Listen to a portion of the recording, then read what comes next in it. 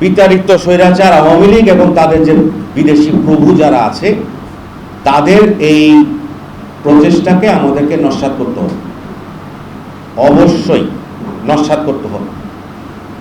বাংলাদেশ একটি স্বাধীন সার্বভৌম রাষ্ট্র, এইটা একটা ঐতিহাসিক বাস্তবতা, কেউ পছন্দ করুক আর না করুক। বাংলাদেশ আমরা স্বাধীন হয়েছি এক দেশের হাত থেকে গিয়া আরেক দেশের করতলগত হওয়ার জন্য নয়। একটি স্বাধীন সার্বভৌম রাষ্ট্র হিসাবে যথাযোগ্য সম্মানের সাথে মাথা উঁচু করে বিশ্ব দরবারে দাঁড়িয়ে থাকার জন্য আমাদেরকে যা করার করতে হবে। এখন এই নির্বাচনটা কিন্তু ওদের জন্য একটা লিটমাস টেস্ট হয়ে গেছে, আওয়ামী লীগ এবং তাদের বিদেশি প্রভু যারা আছে তাদের জন্য। এই টেস্টে তারা যাতে ফেল করে সেজন্য আমাদেরকে যা করার করতে হবে। এই টার্গেটেড কিলিংগুলোর ব্যাপারে আমরা আসামি ধরা অব্যাহত আছে, অস্ত্র উদ্ধার করা অব্যাহত আছে। কিছুক্ষণ আগেই এই একজন বড় আসামি অস্ত্র উঁচিয়ে কোথায় চাঁদাবাজি করতে গিয়েছিল, তার অস্ত্র গুলিসহ ধরা পড়েছে। বাকি আসামি এবং অস্ত্র উদ্ধারের প্রচেষ্টা অব্যাহত আছে।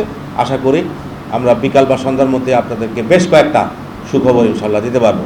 নানা রকমের বাহিনী আছে, নানা রকমের বাহিনী, এই বাহিনী ওই বাহিনী। তো আমরা বলছি যে আমার চট্টগ্রাম মহানগরীতে পুলিশ বাহিনী ছাড়া অন্য কোনো বাহিনী থাকতে পারবে না।